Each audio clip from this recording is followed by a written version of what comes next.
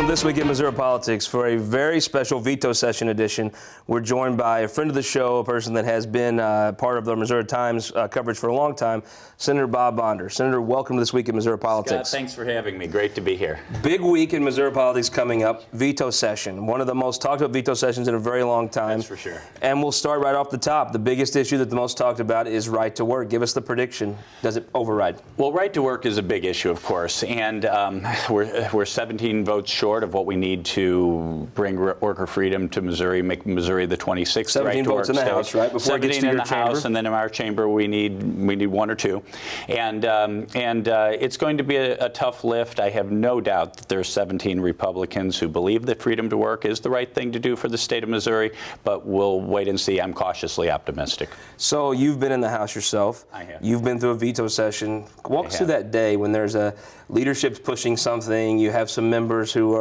voted against it. Walk us through how that works that day. What is that day like for a member who's being lobbied to switch their vote? Well, I think it's not so much that day, but the whole last several months. I think a lot of folks felt the pressure of the unions back in their district. A lot of those folks have been educated that right to work is the right thing to bring growth and economic development to the state of Missouri. Right to work states, especially here in the Midwest, have vastly outstripped their competitors in real wage growth over the last decade or so.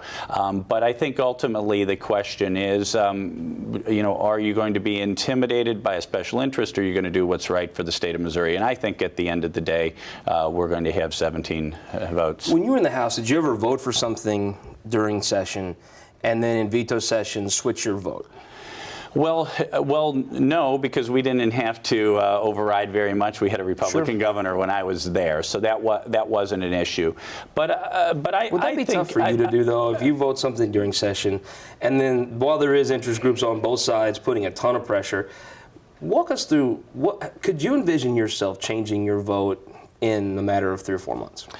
Well, I think I would have voted the right way in the first place. But, I mean, because really, I think really what a number of members have said to me and to others is that they really know that right to work, freedom to work is the right thing to do by the state of Missouri, but they wanted to keep their powder dry, if you will, until their vote is really needed, and their vote is really needed next week. And again, it's a tough lift, but I'm cautiously optimistic that it happens. Predictions: does it happen? Yes or no? Yes. Yes. Great. Moving on to the veto session, explain to us, there's a thing that's not getting a lot of attention because of the other issues. There's a bill about unemployment. Right. Walk us through, give us the cliff notes for our viewers on exactly what that is and how does that benefit a Missouri employer? Yeah, so the unemployment bill essentially stands for this principle that in good economic times when the unemployment rate is low, unemployment benefits can be and should be scaled down so as to both save money in terms of the unemployment compensation system, which at times has been in dire straits here in Missouri, and to give workers the incentive to get out there and go back to work. There have been studies that have shown something like 90% of workers get back to work in their last couple of weeks of unemployment benefits. So the Obama administration idea of 99 weeks of unemployment benefits is just absurd. It almost makes the person unemployable when they do return to the workforce. What does this do for employers? So what it will do for employers is hopefully contain their unemployment insurance costs and give people incentives, the employers incentives to hire and grow their businesses and get our economy going. Next thing, so there was a bill about using plastic bags, right? Yeah. And as sometimes happens in this process, it turns into a real fight over the minimum wage. Francis Slay, and now joined by Sly James, has led an effort to increase the minimum wage in the city. Not going over that well, even in St. Louis County and the legislature. Walk us through where that is and what does the city of St. Louis, at the end of the day, are they able to raise their minimum wage above that of the rest of the state? Well, there is a question, even with the present law, whether it is legal for the city of St. Louis to raise their minimum wage beyond that of the state. In fact, there's a lawsuit pending right now over that issue.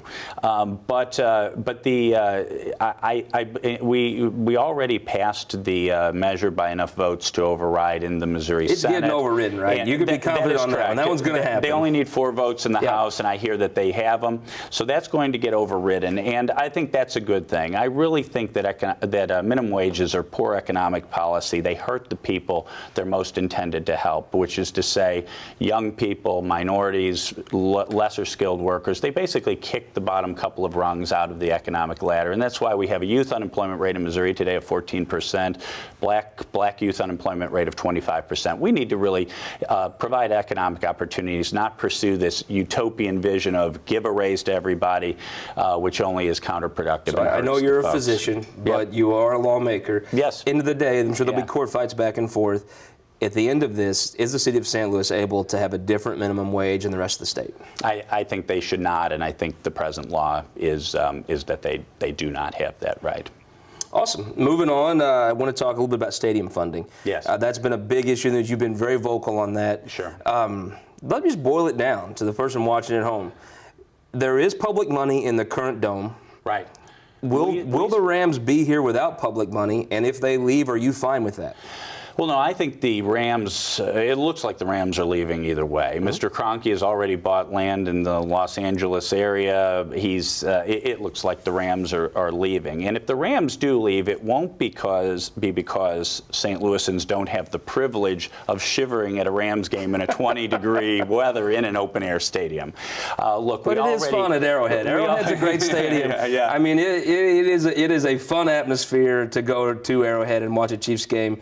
But I agree, the open-air stadium doesn't happen without public money. And, look, we still owe $120 million on the Edward Jones Dome. The new stadium is not that much bigger, but the new stadium would cost close to $1 billion, $400 million of public money. And quite frankly, the governor is breaking the law if he issues bonds for that stadium without a vote either of the public or of the legislature. It looks like he's hell-bent on doing so, and we're going to stand in his way. So what do you actually do if there's a press conference Thursday that says, okay, and Stan Kroenke's there and Jay Nixon and Nixon Gibbs said, we are going to do this. This is how we're going to do it. What do you do? Well, he's breaking the law, and I think litigation is likely to ensue. Yeah, and really, there is no appetite in the legislature for funding another stadium. There really isn't. And if the bondholders know that, they're not going to buy these bonds that are, again, quite frankly, issued illegally. You were in the legislature, I believe, or maybe this was just before you were in the House, where they did some things for the Chiefs to move their practice facility up to St. Joseph. That had a quasi-public element to it, like this does. It seemed like the legislature was willing to let that go then. Is it just a change in the legislature, or is it a change in the dynamic of it's hard to support Stan Kroenke? No, I think part of it's a change in the legislature. I think there is this feeling that massively subsidizing billionaires is just not the right thing to do, and really all of the economic data, not only from St. Louis but from other cities that have gone down this corporate welfare for football stadiums route, that the economic payoff just isn't there. We're taking $400 million of public money that can be better used in a lot of other ways. A couple of things while we have you here. Give us an update on the Sanctity of Life Committee that you're on. Yeah, so as you know, Scott, I am on the Sanctity of Life Committee. We are investigating 2 things pertaining to Planned Parenthood. One is whether the Department of Health and Senior Services Director Vasterling illegally issued a license to start a second abortion clinic up and running in Columbia, Missouri. I believe from the testimony I've heard so far that indeed the law was broken and that license needs to be repealed. The second question pertains to these Planned Parenthood videos that we've seen online. The question is, we do have one abortion clinic doing surgical abortions in the city of St. Louis right now, Planned Parenthood's clinic. Are they engaging in the kind of grotesque practices that we know from the director of Planned Parenthood's own mouth are going on elsewhere? Partial birth abortion, dismembering babies, selling fetal body parts, perhaps even killing babies born alive. Is that going on in St. Louis? If so, multiple laws are being violated, and we need criminal prosecution and possibly more legislation to keep this from happening. When's the next meeting? The next meeting is, I believe, a week from this coming Tuesday. Great. Lastly, give me your handicap real quick on the governor's race. Yeah, the governor's race. Early polls that I've seen, and this is very early, show that Peter Kinder, undoubtedly from his long public service and his name ID, has a lead. But we're going to have well-funded, well-run campaigns from Catherine Hanaway, from Jack Bruner, from Eric Greitens. My good friend Bob Dixon from the Senate is running as well. So I think it's too early to say who's going to prevail in that. I have to say the one problem we have in that race is we have too many good people running. Any of them would make a great replacement for Governor Nixon. You're a leading conservative in the state. People do look to you. Do you have a favorite yet? In that race, I think it's too early to say. Well, speaking of too early, let me ask you about one more. Yeah. The presidential race going on right now. Yeah. What do you think of the Trump phenomenon? Yeah. So the popularity not only of Donald Trump but of Dr. Ben Carson, of Carly Fiorina, really shows there's an intense anti-incumbent, anti-establishment mood in our country. Now, I would say that what the polls say today don't necessarily tell us what's going to happen in Iowa in February. And I think, for instance, the ground game of, say, Governor Scott Walker might very well prevail in a case like that. But I do think there's no question there's intense anti-establishment sentiment, frustration in what goes on in Washington, D.C. And I don't think any of that bodes well for a scandal-ridden relic of the Clinton dynasty. So do you have a favorite yet? Yeah. Scott Walker is my favorite. Awesome. I think he did a great job as governor of Wisconsin. He's a guy who got elected 3 times in a blue state. I'm really a fan. Well, Senator, we will see you this week at Veto Session, and thank you for joining us on This Week in Missouri Politics. It's always a pleasure. Thank you very much. Thank you. And we'll leave you with this week's leading economic indicators in the state, and we'll be back with our opinion maker panel.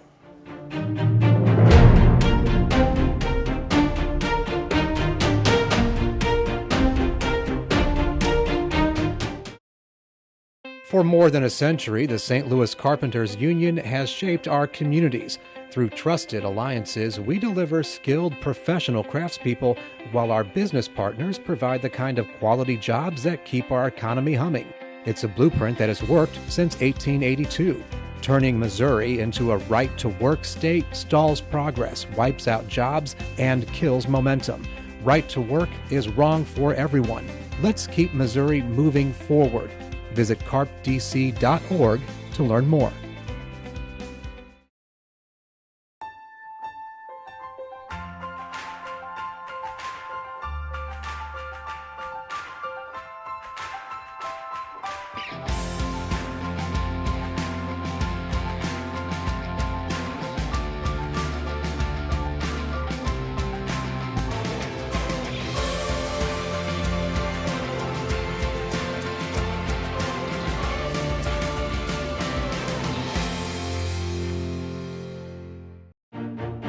Welcome back to This Week in Missouri Politics. We're now joined by our opinion maker panel, starting with the first time on the show, rising star from Jeff County in the Republican Party, new freshman representative, Shane Roden. Shane, thanks for being on. Not a problem, thank you. David Barklage, friend of the show, been on quite a bit. No one ever, I believe this, makes more Democrats cringe than yourself. And we'll jump to Pat White, first time on the show, president of the St. Louis Labor Council. Pat, we're glad to have you on. Glad to be here, thanks. And Jack Cardetti, Democrat, strategist, operative, the one man that I know you can hire and get 2 days news cycle out of. Congratulations. Thanks for having me, Scott. Let's start right to work. I think you're familiar with it. Quick take, does this pass? No, the governor's veto will be sustained next week, and it'll be sustained because of Republican supporters, Republican opponents of right to work in the legislature. Everyone knows what this is about. This isn't about helping our economy. It's about breaking up unions, opposing their right to organize, and then lowering their wages and benefits. And even Republican legislators realize that's not good for our economy. We ought to have in Missouri a race to the top, not a race to the bottom, and that's why right to work will not become law next week. Smart guy one time mentioned if you want to boost the economy, there's a bunch of things you can do besides right to work. If you want to stop electing Democrats, right to work is probably the top thing you can do. Well, what we have right now in Missouri is stagnant wages. And what this bill would actually do is lower wages. The exact opposite way that we need to be going in our economy. We need to have more skilled union workers that are making better money with better benefits and jobs. And that's what St. Louis economy and the Missouri economy needs to shift towards. And this would actually take us in the exact opposite direction. Pat White, what message are we going to hear from labor this week? week? Well, I tell you, I think the most important thing that we've done here over the last few years is reached out to the other side, like Representative Roden. We've asked labor-friendly Republicans to look at how the bill actually is. And I think, this last time we had over, I think, 23 vote with us, and they'd have to flip quite a few over the next week to get that done. And a lot of them have stuck with us the whole time, and I think they're going to be there with us on Wednesday, and I can only hope. But we're cautiously optimistic. So. Representative, well, I asked Senator Onder earlier in the show. He was in the House one time. Did you ever vote for something and then change your vote, 90 days later? Do you see people change their vote? And I know you've had the conversation. Is that something you plan to do? No, I can tell you from my side of it, I'm not changing my vote. I campaigned against it when I talked to the district. I've stuck with my no vote, and integrity is everything. And at the end of the day, if you don't have your integrity, if you don't do what you say you're going to do, you've lost that credibility. So I know myself, I'm not going to be changing. I can't think of any reason why in this first session why I've changed my vote on anything so far. So I just don't see it happening anytime soon. David Barklage, 20 years ago, over the past 20 years, I should say, no one's more responsible for the Republican majorities than you. If you would have thought in 1994, well, we could actually imprison a business owner for one of our business regulations before we ever cut his taxes, would you have just done something different with the last 20 years? No, I think this really does come down to you have the labor unions are very passionate about it. It's a very core issue to them. Republicans have to decide what their vision of Missouri is and if they can unify their party. I mean, you've got two groups. You've got a group of very personally sincere people that have long-held beliefs about right to work that some of those people oppose it. And you've got others that are really more opportunistic, that are looking more for their self-interest, and they're going to have to decide where they put the party in this. And there's a lot of issues here and a lot of difference in issues, and it's a very passionate issue. I personally think that it would help the economy. I think there's a lot of indication where Missouri's economy is slow, it's sluggish. We need something to pick it up.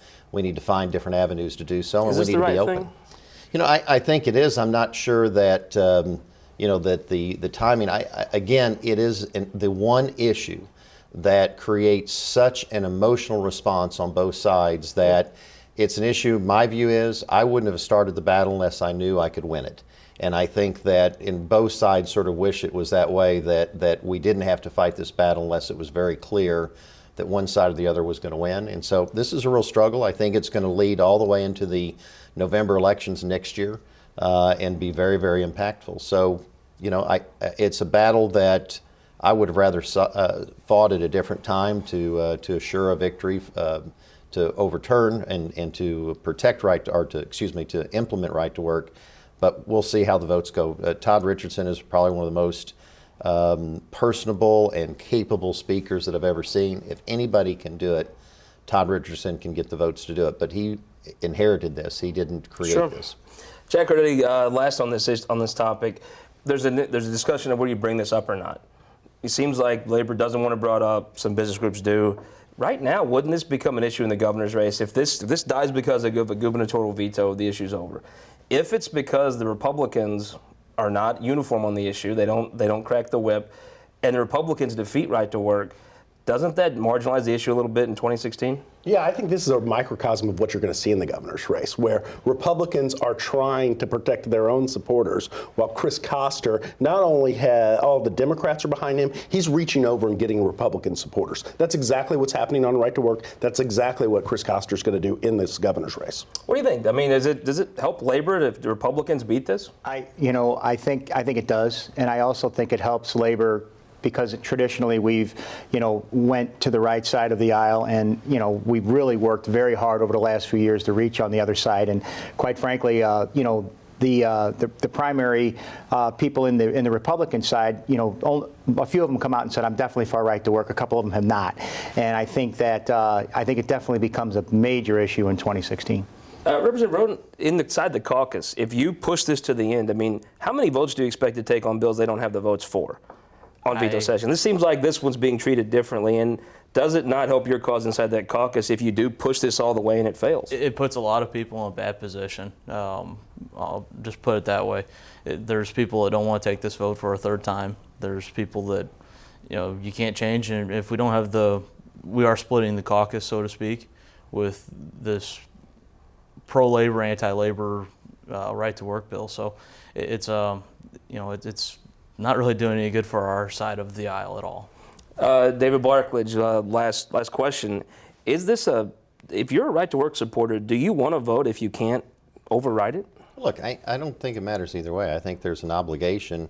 You're getting a paycheck. You are elected to show leadership, and so whatever the leadership believes that you ought to vote on, Democrat or Republican, you're sort of, that's what you're there for. So regardless of the sensitivities that someone may or may not want to vote on a certain vote, that's what leadership's about. That's what both sides of the aisle should be exercising. The Democrats should test Republicans' resolve on issues, and the Republicans should show their ability to get things done, and that's the legislative process. So I don't really have any compassion for anybody that doesn't want to see another vote on this. I think that if that's what leadership believes needs to happen and the people want to vote, then do it. That's what you get your paycheck for. Speaking of paychecks, let's talk about minimum wage. We've talked about the nuts and bolts of this. St. Louis City has their own minimum wage now. It's different than the one in the state of Missouri. There's a bill that will certainly be overridden this week. Talk about the politics of this. Is Francis Slay doing something that will be looked back as a very deft move to build turnout in 2016? Is this where this ends at the ballot box, and will we look back and say that was a very shrewd political move? You know, I think, Jack, all of us have tried to take issues and utilize those issues to sort of wedge voters for turnout. Presidential campaigns or presidential years are very complex. So it's a very dangerous thing when you try to put an issue up there and not really know how it goes. It's like medical marijuana. Does that turn out more evangelicals against it than it does pot smokers in Columbia for it? I mean, those dynamics, it's sort of hard to really know, because it's not just the issue, it's also going to be the general environment that's coming into. So I think that if it is so callous to promote the issue just because of what it will do for voters in terms of minimum wage at the cost of jobs to minority members in the community, those kind of opportunities, I think that's sad. I don't think Francis Slay, the mayor Slay supports it, though, right? Yeah, but I think he supports the policy, but I'm not so sure he's so callous as to say I'm for it because it's going to help votes. I think he has a sincere belief that it's the right thing to do. I have a sincere belief that it's the absolutely worst thing to do in taking jobs out of the hands of minorities, of forcing businesses to close. I mean, I saw in Springfield this week, went to restaurants. It's one of the most thriving restaurants there that's now closed at lunch because they had to cut the number of employees because of Obamacare mandates. And so business does respond to these kind of mandates. And I think we're naive that if you're operating a Taco Bell or you're operating a McDonald's inside the city and you can locate it just a few blocks out, you're going to move it out of the city, or you're going to close it altogether, or you're going to reduce employees. And I think that's the last thing we need in the city of St. Louis or Kansas City. They're not thriving. We need to do things to bring jobs back. So I think that he's doing it because he sincerely believes, but I think it is sincerely the wrong thing to do. Representative, does this bill get over the bag bill that includes the provision? Does it get overridden? I think so. I think there's enough support. I think there's enough of us that realize the implications behind allowing cities to implicate their own minimum wage. I mean, for God's sakes, there's 90 municipalities in the St. Louis County region alone. Could you imagine, as a business owner, having to try to keep track of where every single employee is if you travel through for your business job? What requirements that each city is restricting how much time they spent in that city? It's just one of those things that we've heard from businesses side, that regulation is what's really killing our economies. I've heard time and time again that over-regulation, over the reach of the government is what's causing, the lack of the growth in the economy. So you're announcing you're switching your vote on right to work to cut one more regulation out. Well, or add a regulation. Congratulations. To me, I think that's you heard it here first. I don't think that's a fair statement, because honestly, the right to work, when I've talked to manufacturers, hasn't even been in the top 10 list of reasons why. Break down the politics, Jack, of the minimum wage issue. I mean, when the dust settles on this, it looks like we're looking at a ballot measure.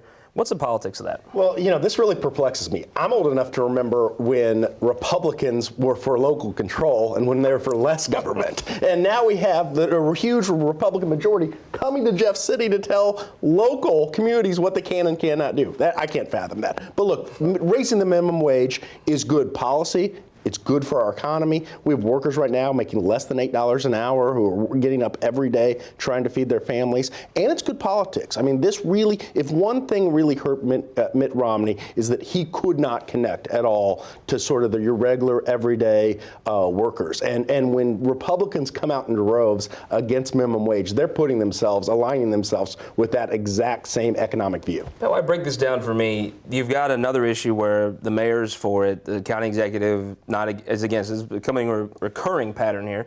But if you have a business that's on, let's say, Hampton in St. Louis and the city, and one on Hanley in the county, why would you not just, if you had the choice, just be on Hanley? Yeah, I mean, not being a business owner, but being a father of two sons, Patrick and Danny, who both do minimum wage. I don't know that they need to make $15 an hour, $11 an hour. I like the fact that they start out there. But as an organization, we believe that a rising tide lifts all boats. So the AFL-CIO is always for raising the minimum wage. I think, you've had people on both sides of the aisle at this table saying that, it's probably going to come down to a legal fight. I think we need to get something done at the state. I think we need to stop attacking workers at the state level. I think we need to start talking about education and about minimum wage and bringing what's going to make the state better. They need to get stuff done in Jeff City. But don't both you guys agree this is that, one, there are issues that I'm a big local control person. But at the same time, there are issues that are appropriate for the state. I mean, and in this case, I think it is a very bad policy to have sort of minimum wage at one level, one town, and another. And so my primary objection, forget minimum wage, forget workers and all the political whatever. The idea that you're going to have a community that has minimum wage $5 higher than the next one, I think that's very problematic for our economy, for business, for all kinds of things. And I would think labor would have the same feeling. If it's about minimum wage statewide and what it should be, that's one issue. But the other issue about having this disparity between all these communities and them setting and everything else, I think that's a nightmare for business and a nightmare for the economy. Well, I think the bill actually started out as, I think, a paper plastic bag bill, and then of course it gets tacked on, all the stuff gets tacked on. Once again, the politics came into play up there. And, I just think that once we start talking about the government overreach and the local control and everything else, I think we're getting out of the spectrum of what the minimum wage is. I don't disagree that it should be a statewide thing. I think it's something that the legislature should take up. I think we're way behind the ball on that. I think Missouri's way behind the ball on a lot of stuff. But, when it comes to the low-income families. But give me a quick take, Pat.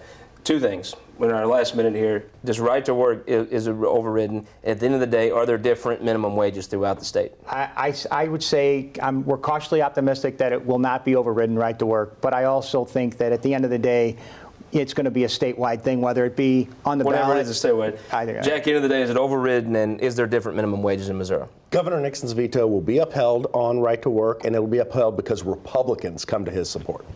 David Barklage, is it overridden, and will the minimum wage be uniform? I think that philosophically and where my heart is that I am hoping, praying, and pleading that it is overridden and that those reps that don't have core philosophical objections come around and vote for it. And I think the minimum wage is gone city by city. Representative is shaking his head. I think we know where you stand. Yeah, I don't think at the end of the day, I don't think we're going to have enough to change their vote. And we'll have to leave it there on This Week in Missouri Politics. For our friends in St. Louis, stick around. We're going to replay our edition from last week with an interview with Senate candidate Jason Kander. For the rest of you, we'll see you next week on This Week in Missouri Politics.